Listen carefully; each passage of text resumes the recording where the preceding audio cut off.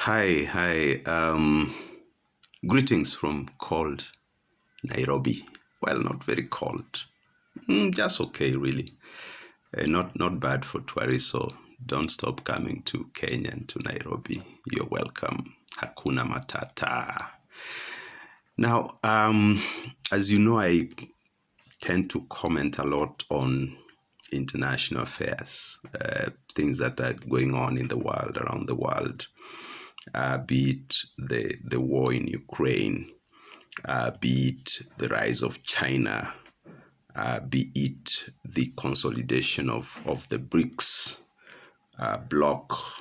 My favorite subject, of course, is regional integration. So I comment a lot about what is going on in that arena in Africa, in Europe, and so on and so forth. And this is because of my area of study, area of academic interest, which is international relations.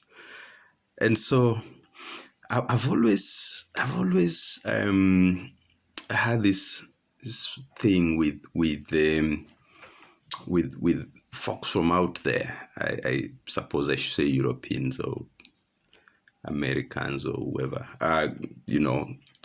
And every time you sort of make comments that some folks don't like, they tend to do this, make these racist remarks. They'll tell you, why don't you go climb a tree? Did you eat your bananas this morning? I love bananas, man. So anyway, they'll make those kind of comments, and I think in their perverted minds that is supposed to make you feel demeaned. But for crying out aloud, why would someone wishing you have eaten something as sweet and nutritious as bananas make you feel demeaned? For crying out aloud, how would that even happen? So anyway, it's in the field of international relations. I am more of a realist. I mainly in my analysis I look at the role of power politics in shaping international relations, in guiding the way states and international organizations relate. And of course, there are many people who have always prayed for realism to die, but realism always proves them wrong. It always bounces back. Now we have the world, the globe is trying to construct what I call a real or a true multipolar world where power is dispersed horizontally. And of course, there's a strong fight back from states that have enjoyed hegemony for some time. And we can see this playing out. So I do comment on all these things all the time, and I get all this kind of backlash. I love it because when someone starts talking about your nose is too big or whatever, it means that they're losing the argument. And I'm schooled in argumentation. After studying philosophy, I'm thoroughly schooled in argumentation. You almost can't throw anything at me that I won't throw right back at you. But I said, what the heck? Let me give them a little more satisfaction today. So I've organized a small banana eating party for myself.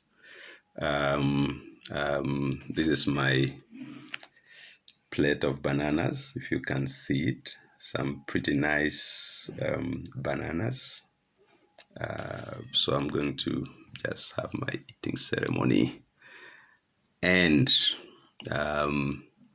tell you a bit about the benefits of banana, rather demonstrate, not tell you. I'm not a nutritionist, but by demonstrating this, then I believe I'll be raising your level of consciousness about the beauty of bananas and their nutritional value.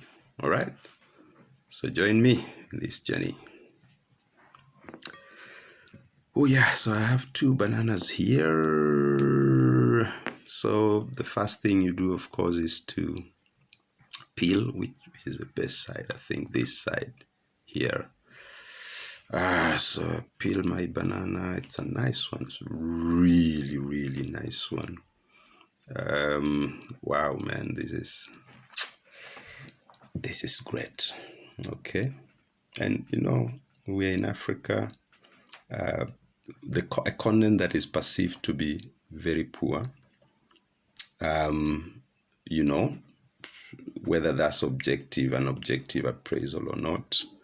But we know, the reports, UN and others, they always say that. Of course, we know that we have all the resources in the world, only that the nature of the international political economy, and of course, sort of some of our own internal factors have made it such that a lot of Africans tend to be seen to be poor. All right. And yes, we all fight for change all the time. But at this moment, that change has not come. Now I'm going to enjoy this banana. Walk with me.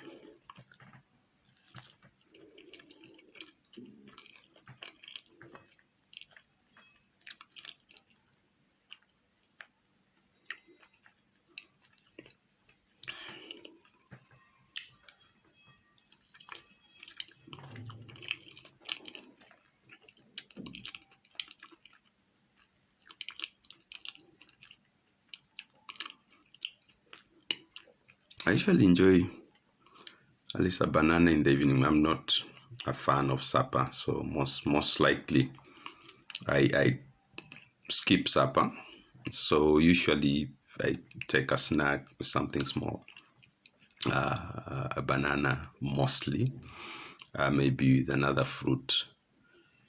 And one of the benefits of eating bananas, particularly in the evening, of course you give it a bit of time before you sleep, is that you actually sleep very well. I've read the science, but right now I don't remember anything about that. So you can check it out if you want to know that as a benefit.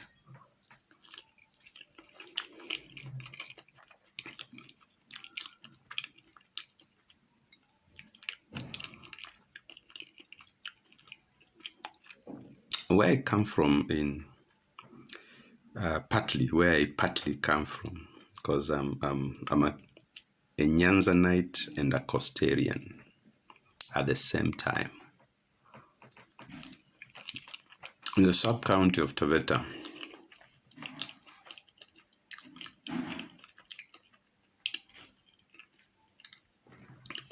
we have a lot of bananas, and of course the whole Kilimanjaro ecosystem. We have lots and lots of bananas. On the Tanzania side, it's like the key thing. The Chagas love bananas, mutori. They do something called mutori. I hope I got that right. It's one of their key foods. So the entire Kilimanjaro ecosystem.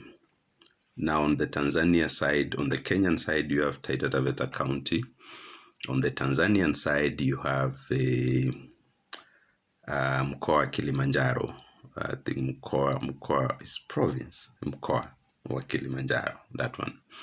So they have a lot of bananas there. You go through Loitoktok on Kenya side. You go to Tarakea. You travel down. You go to Moshi, Arusha, and so on. Lots and lots of bananas in that area. It's one of the best, natural foods, if I can call it that. I said I'm not a nutritionist, but it's one of the best for a snack and so on. This is just good.